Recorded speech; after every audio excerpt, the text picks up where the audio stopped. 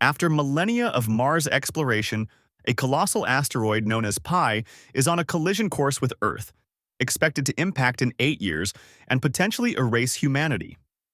In response to the growing global panic, the United Nations convenes to address the crisis, granting China the authority to initiate the Project United Nations Moonshield, UNMS. This ambitious plan entails constructing a significant base on the Moon, developing a powerful nuclear weapon called the Cosmic Striking Hammers to obliterate the asteroid, and utilizing the Moon's trajectory as a protective shield against the debris that would follow. Yue, eager to contribute, applies for a position on the lunar mission, but finds himself only offered a maintenance role instead of engineering, leading him to accept the position and join a team of astronauts bound for the Moon. The team dedicates 8 years to their mission and eventually celebrates the launch of their super weapon. Yet, amidst the excitement, Yue is preoccupied with his feelings for Langsing, the base commander, working up the courage to confess his affection while ensuring he is always nearby when she returns. Meanwhile, disaster strikes as Langsing learns of a dangerous solar storm that has misdirected one of the missiles, allowing dangerous asteroid debris to escape lunar orbit and threatening the base within 27 minutes.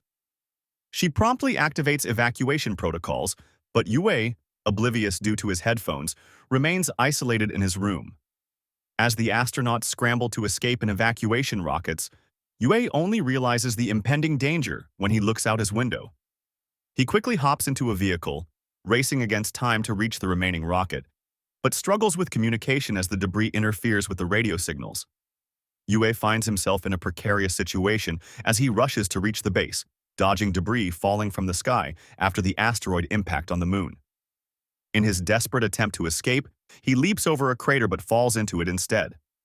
At that critical moment, Langsing successfully launches the last evacuation rocket, leaving Yue marooned.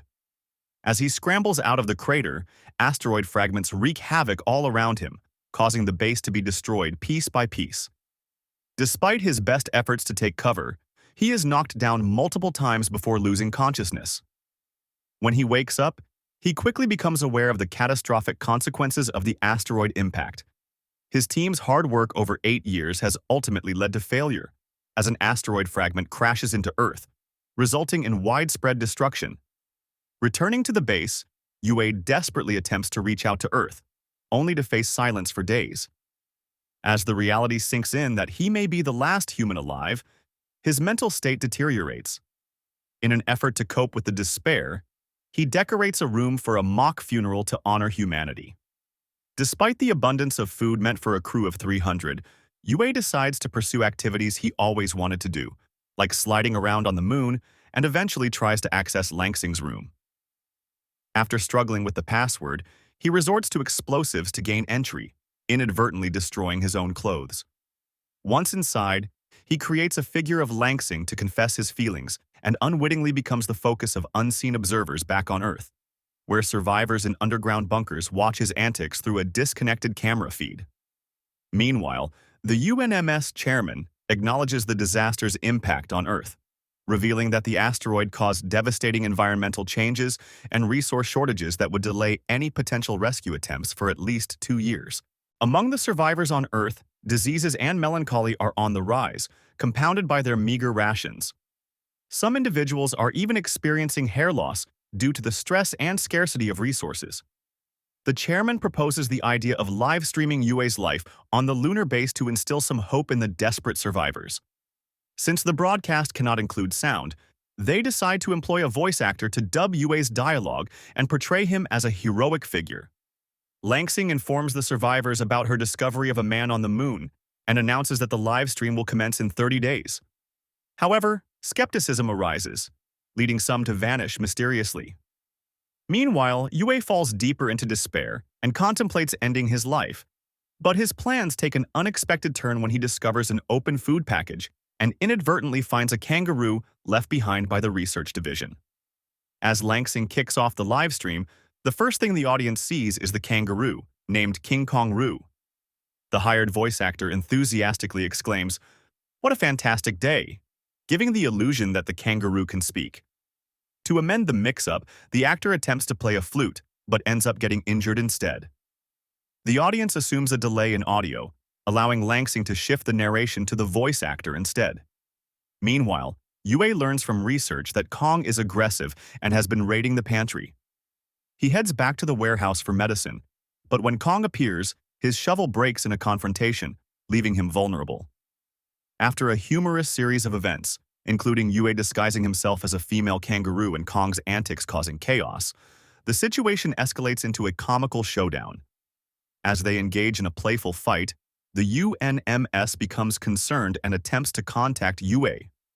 When he regains consciousness post-battle, he hears static on the radio and, mistaking it for a sign of life on Earth, begins to cry, unaware that Kong's tail had merely interfered with the equipment.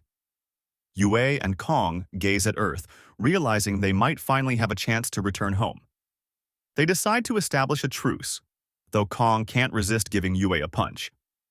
Over 200 days have passed since their ordeal, and Yue continues to play a message to try to reach Earth.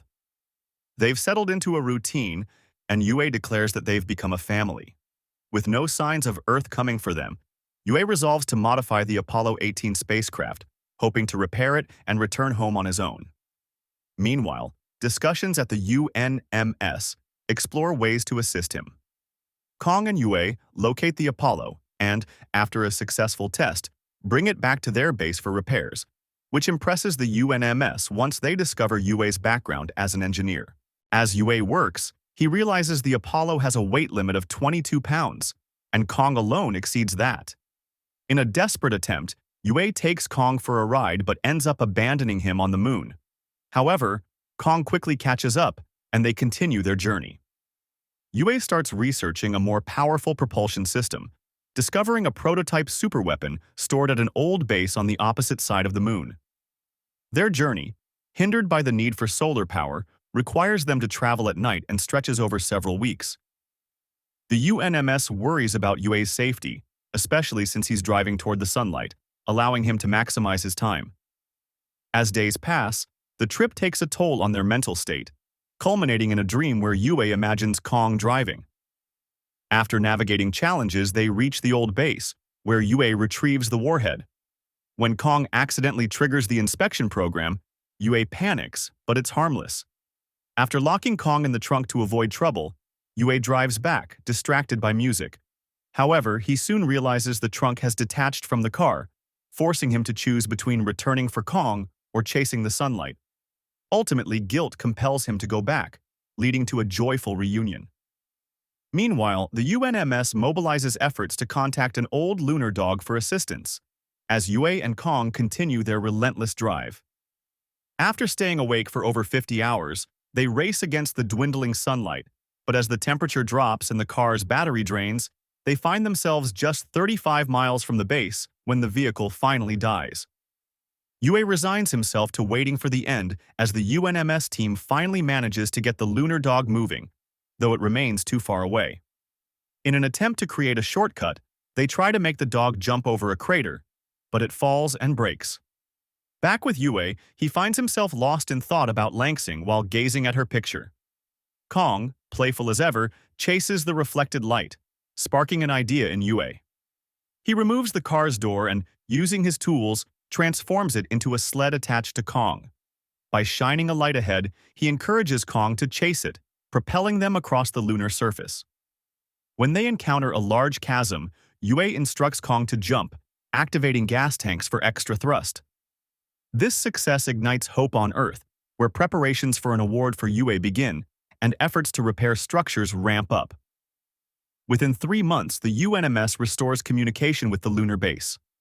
After 516 days, Yue struggles with connecting the outdated Apollo technology. One afternoon, he hears static on the radio, only to discover Kong tangled in the cables, leading him to realize his efforts may have been futile since he is the last human left. Frustration turns to despair as he lashes out at Kong before succumbing to sadness. Meanwhile, the UNMS still requires another month to finish repairs. Refusing to give up, Langsing addresses the bunkers, acknowledging that Yue isn't a hero, but rather an ordinary man left behind by mistake, yet he deserves support for his hard work. He urges survivors to shine flashlights toward the moon to remind Yue he's not alone. As Yue opens his helmet, losing oxygen, He is overwhelmed when humanity unites to illuminate the Earth. Touched, he falls to his knees in tears. Finally, on day 613, communications are restored, allowing Yue to see human faces again. After celebrating, he receives guidance from the team to connect old and new technologies. Now, with Langsing available daily, Yue feels their friendship growing, and one night, he confesses that he originally turned down the maintenance position during the interview. As Yue heads out, he spots Langsing, and her smile inspires him to reconsider his decision. Touched by his revelation, Langsing confesses that she saw him on the crater during the evacuation, but chose to leave because attempting to rescue him would have endangered them all. She admits she would make the same choice again. Meanwhile, a threat looms in space. A large piece of an asteroid, now dubbed Pi Plus, has been dislodged and is on a collision course with Earth, posing a catastrophic risk to humanity. The UNMS team realizes that Yue is their only hope, as he would need to pilot a warhead directly toward the asteroid, likely sacrificing himself in the process. Langsing reaches out to Yue via livestream, but he's already aware of the situation due to an overheard conversation. Determined to protect Langsing and the rest of humanity, he prepares to take action. After sending Kong back to Earth on an escape pod, Yue boards the Apollo and sets off toward the asteroid. Initially facing turbulence, he successfully reaches orbit and celebrates with Earth.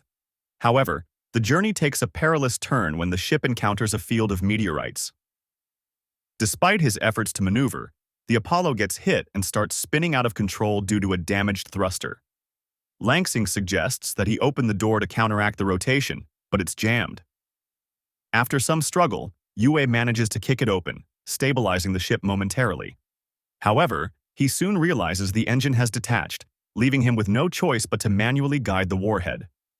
Before departing, he reassures Langsing that he holds no grudges for her earlier decision and requests that she livestream his final moments. As he prepares the warhead, he delivers a heartfelt farewell to humanity. The world watches in tears as Yue uses his jetpack to steer the warhead towards the asteroid. Despite the pressure overwhelming his suit, he persists and instructs a sobbing Langsing to activate the explosive when the time comes. The resulting explosion destroys Pi Plus, allowing survivors to emerge from their bunkers to witness the meteor shower, a bittersweet symbol of both their safety and Yue's sacrifice. A decade later, humanity is rebuilding, and while much remains to be done, they can now enjoy the outdoors again. Kong has a statue in his honor and lives in a reserve, while Langsing embarks on a mission to clean up the old lunar base, envisioning Yue by her side as they observe the remnants of Pi Plus forming a planetary ring around Earth.